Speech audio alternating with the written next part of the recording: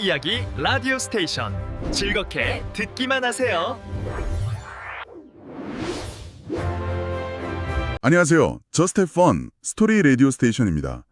안녕하세요. 텍스터입니다. 안녕하세요. 클레어입니다. 방송 시작 전에 구독, 좋아요, 알람 설정 잊지 마세요. 요즘 챗 GPT 같은 생성형 AI 말이에요.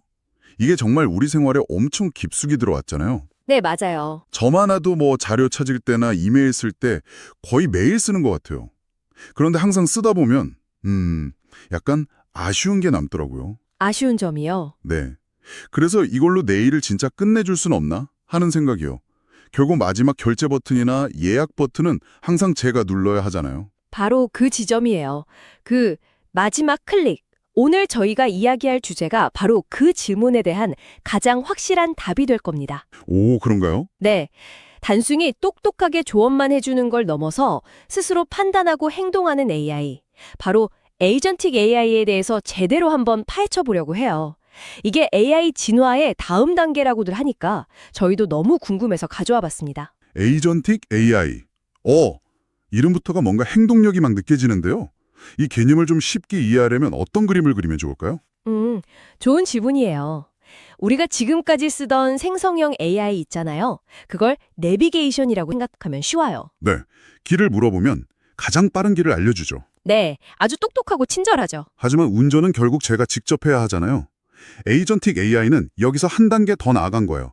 목적지를 알려주면 스스로 핸들을 잡고 운전해서 데려다주는 완전 자율주행 자동차 같은 개념이죠. 아, 그러니까 휴가 계획 좀 짜줘라고 했을 때요. 기존 AI가 그냥 엑셀 파일로 멋지게 일정표를 만들어주는 데서 끝났다면? 네, 그렇죠. 이 에이전틱 AI는 그 일정표를 보고 항공권 최저가를 찾아서 결제하고 호텔 예약까지 다 끝낸 다음에 7월 5일 오전 9시 비행기랑 교토 시내 료칸 예약 완료했습니다.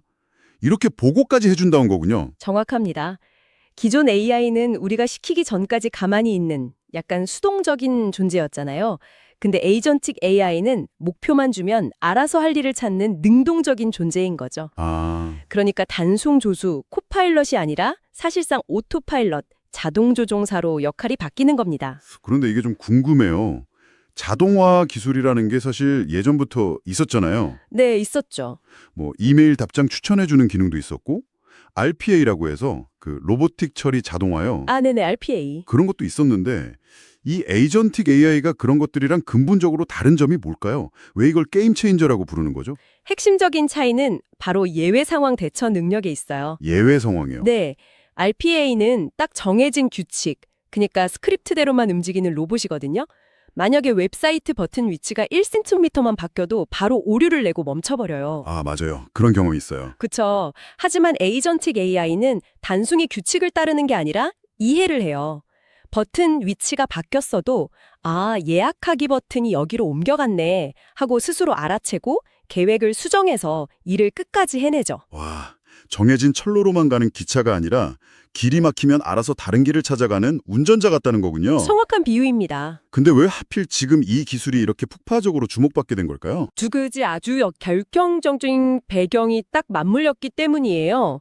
첫 번째는 다들 짐작하시겠지만 AI의 두뇌, 그러니까 거대 언어 모델 LLM의 추론 능력이 정말 비약적으로 발전했다는 점이에요. 아, 그렇죠. 예전 AI가 그냥 단답형 대답만 하는 수준이었다면 요즘 GPT-4o나 클로드 3.5 같은 최신 모델들은 생각의 사실이라는 기술을 쓰거든요.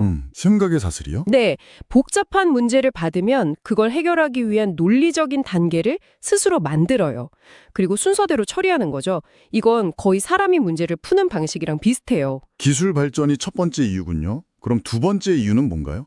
기술만 발전한다고 다는 아니잖아요. 바로 기업들의 아주 현실적인 요구 때문이죠. 아, 기업들이요? 네, 처음엔 AI가 이메일 초안 써주는 것만으로도 다들 우와 했지만 이젠 기업들이 그래서 이걸 돈을 얼마나 아낄 수 있는데 이걸 따지기 시작했어요. 투자 대비 효과, ROI를 보는 거군요. 그렇죠. 예를 들어 고객 환불 요청 같은 업무요. 상담원이 일일이 규정집 찾아보고 시스템에 접속해서 처리하는 대신에 AI 에이전트가 알아서 요청 접수하고 내부 규정 확인하고 환불 처리까지 자동으로 끝내주길 바라는 거죠. 이런 구체적인 요구가 기술 발전을 더 빠르게 만들고 있는 거예요. 와, 듣고 보니 정말 개인 비서 한 명을 두는 거랑 똑같네요. 그럼 이 똑똑한 AI 비서가 실제로 일하는 과정은 어떻게 될까요? 제가 다음 주 도쿄 출장 준비해줘라고 명령했다고 한번 가정하고 설명해 주실 수 있을까요? 물론이죠. 이 과정을 보통 에이전트 루프라고 부르는데요. 그냥 도쿄 출장 준비 과정을 한번 따라가 볼게요. 도쿄 출장 준비해줘라는 목표를 딱 주는 순간 AI는 가장 먼저 주변을 둘러보기 시작해요. 이게 인식 단계죠. 주변을 둘러본다뇨. 제 책상을 보는 건가요? 아, 그런 건 아니고요. AI에게 허용된 디지털 환경을 샅샅이 살피는 거죠. 디지털 환경이요? 네. 먼저 캘린더에 접속해서 정확한 출장 날짜를 확인하고요. 과거 이메일이나 예약 기록을 뒤져서 아, 이분은 창가 좌석을 좋아하고 특정 항공사 마일리지를 모으는구나. 이런 선호도를 파악하죠. 와, 저보다 저를 더 잘 알겠는데요? 그렇죠. 현재 엔화 환율이나 도쿄 날씨 같은 실시간 정보 수집은 기본이고요. 그렇게 정보를 다 모은 다음에는요? 그 정보를 바탕으로 이제 전략을 짭니다. 이게 추론 및 계획 단계예요. 가장 중요한 건 항공권이랑 숙소 확보다. 선호 항공사부터 찾아보고 없으면 다른 걸 찾아야겠다. 숙소는 미팅 장소 근처로 3군데 정도 후보들 추려야지. 이렇게 큰 그림을 그리고 세부 계획을 세우는 거죠. 계획을 세웠으면 이제 실행에 옮겨야죠. 맞아요. 이제 행동 및 도구 사용에 나서는 거예요. 스스로 웹브라우저를 열어서 항공사 사이트에 들어가거나 API라는 걸 사용해서 실시간으로 좌석을 조회해요. 아, API요? 그게 뭐죠? 애플리케이션 프로그래밍 인터페이스의 약자인데요. 그냥 프로그램들끼리 대화하는 창구라고 보시면 돼요. 우리가 식당에서 웨이터한테 주문하면 주방에 음식을 요청해 주잖아요. AI는 수많은 서비스에 웨이터, 즉 API를 동시에 불러서 일을 시키는 거죠. 아하, 그렇군요. 자, 그런데 여기서 문제가 생겼어요. 제가 원하던 시간대 비행기가 매진된 거예요. 예전 자동화 프로그램 같았으면 여기서 그냥 멈췄을 텐데요. 바로 그 지점에서 에이전틱 AI의 진짜 실력이 나오는 거예요. 행동의 결과를 살피는 관찰 및 피드백 단계를 통해서 아, 계획에 문제가 생겼다. 이건 알아채요. 네. 그리고 마지막으로 성찰 및 적응 단계로 넘어가죠. 원래 계획이 실패했으니까 출발 시간을 2시간 늦추거나 비용이 좀 더 들어도 다른 항공사를 알아보는 게 낫겠다. 이렇게 스스로 계획을 수정하는 거예요. 그리고 다시 처음부터요. 네, 목표가 완수될 때까지 이 5단계의 순환, 이 루프를 계속해서 도는 겁니다. 와, 정말 놀랍네요. 일부에서는 에이전틱 AI가 무엇인지 또 어떤 원리로 스스로 생각하고 일하는지에 대해 알아봤는데요.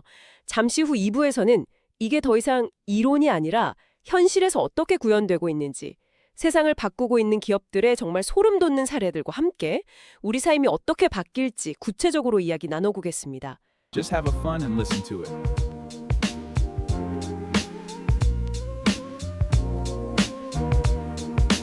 Just Have Fun? 스토리 라디오 스테이션 2부 시작했습니다. 네, 1부에서는 스스로 생각하고 행동하는 AI, 에이전틱 AI의 개념과 작동 원리에 대해 알아봤습니다. 길을 알려주는 내비게이션이 아니라 직접 운전하는 자율주행차 같다는 비유, 기억하시죠? 네, 그리고 인식, 계획, 행동, 관찰, 적응이라는 순환 과정을 통해 목표를 달성한다는 점도요. 맞습니다. 2부에서는 이제 이론을 넘어서 현실로 가보겠습니다. 현재 이 분야에서 가장 앞서 나가는 국내외 기업들이 과연 어디까지 와 있는지 듣다 보면 와, 이게 정말 지금 가능한 기술이라고 싶을 만한 사례들을 소개해드릴게요. 역시 해외 빅테크 기업들 이야기부터 시작해야겠죠. 이 분야의 선도주자인 오픈 AI는 오퍼레이터라는 기술을 공개했어요. 오퍼레이터요? 네, 이건 AI가 사람처럼 컴퓨터 화면을 보고 마우스 커서를 움직여서 클릭하고 키보드로 타이핑하게 만드는 기술이에요. 이게 왜 대단하냐면요.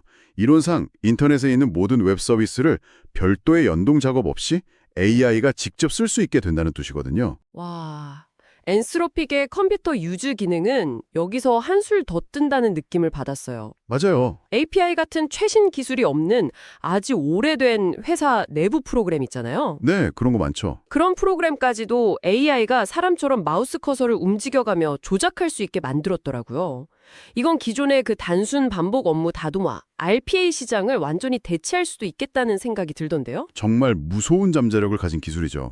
그리고 개발자들 사이에서 가장 큰 화제가 됐던 건 역시 데빈 아닐까요? 아, 데빈. 세계 최초의 AI 소프트웨어 엔지니어라는 타이틀을 달고 나왔죠. 네, 개발자가 그냥 말로 우리 앱에 이런 버그가 있는데 좀 고쳐줘 라고 하면 데빈이 혼자서 문제 원인이 되는 코드를 분석하고 테스트하고 수정해서 완벽하게 해결된 결과물까지 만들어내요. 그건 정말 충격적이더라고요. 그럼 개발자들은 이제 뭘 하나요? 코딩이 아니라 AI가 일하는 걸 감독하고 지시하는 약간 프로젝트 매니저 같은 역할로 바뀌게 되는 걸까요? 정확히 그런 방향으로 논의가 진행되고 있어요. 자, 그럼 우리 기업들은 뭘 하고 있을까요? 네, 그게 궁금하네요. 해외 기업들이 범용성에 집중한다면 국내 기업들은 한국어와 국내 서비스 생태계라는 아주 강력한 무기를 가지고 있어요. 아, 그렇죠. 대표적으로 네이버의 하이퍼클로버 X 싱크는 가성비, 인스타 감성, 하플 같은 한국인만 아는 그 미묘한 뉘앙스를 기가 막히게 이해해요. 예를 들면 이런 거겠네요. 이번 주말 강남역 근처, 주차 편하고 너무 시끄럽지 않으면서 평점 4.5 이상인 이탈리안 레스토랑 2명 예약해줘 같은 아주 까다로운 요청이요.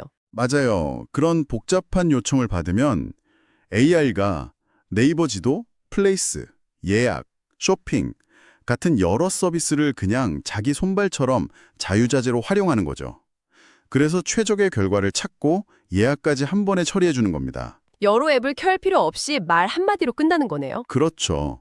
통신사들의 움직임도 아주 흥미롭습니다. SK텔레콤의 에이닷은 나만의 AI 개인 비서라는 컨셉을 아주 강력하게 밀고 있어요. 네, 저도 광고 봤어요. 오늘 날씨에 어울리는 노래 틀어주고 출근길 얼마나 걸리는지 알려줘라고 하면 AI가 날씨 앱을 실행해서 정보를 얻고 그에 맞는 플레이리스트를 음악 앱에서 틀어줘요. 동시에 지도 앱으로 실시간 교통 정보를 확인해서 종합적으로 브리핑해주는 에이전틱 워크플로우 기술을 선보였죠. 와, 자, 그럼 이런 기술들이 우리 삶을 구체적으로 어떻게 바꿀지 여행 계획 시나리오로 한번 생생하게 그려볼까요? 네, 좋습니다. 제가 사용자라고 해볼게요. 내년 5월에 부모님 칠순 기념으로 3박 4일 교토여행 갈 건데 4인 가족 예산은 500만 원이야. 부모님 무릎이 안 좋으시니 걷는 동선은 최소화하고 숙소는 엘리베이터가 꼭 있는 욕 하나로 알아봐줘. 와, 굉장히 구체적이고 조건이 복잡한데요. 이걸 AI가 어떻게 처리할까요? 이제 AI 에이전트가 행동에 나서는 거죠. 수십 개의 항공권, 호텔 예약 사이트를 동시에 쫙 뒤져서 조건에 맞는 후보를 추려요.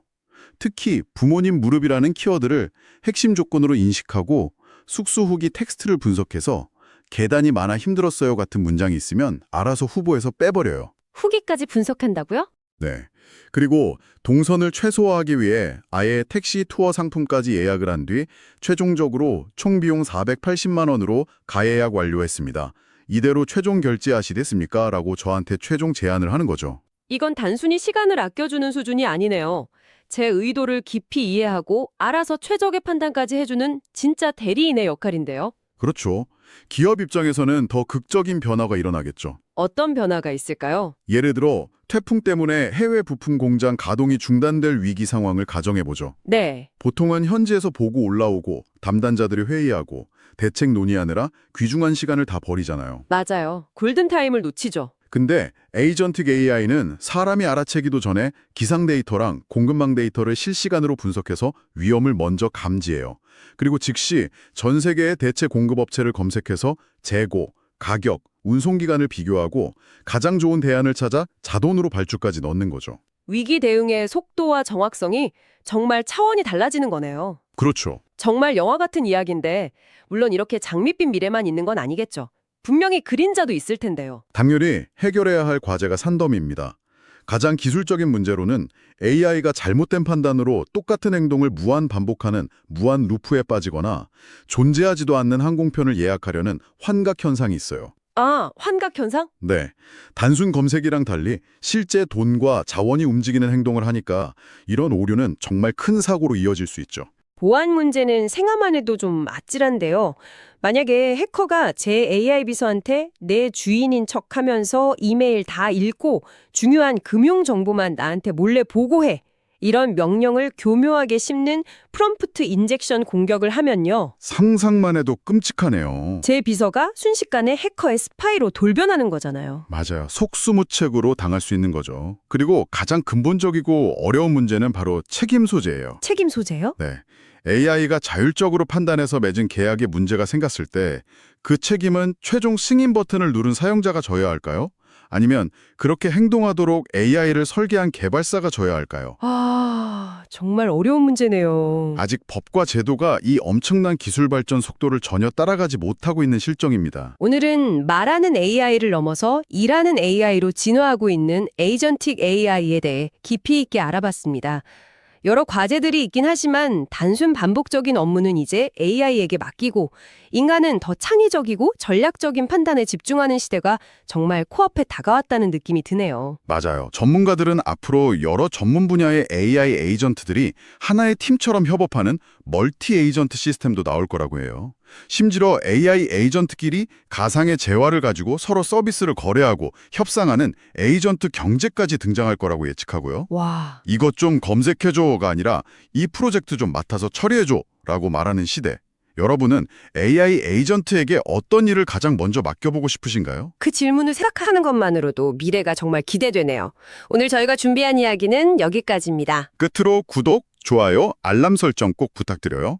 지금까지 스토리 라디오 스테이션의 클레어. 덱스터였습니다. 감사합니다.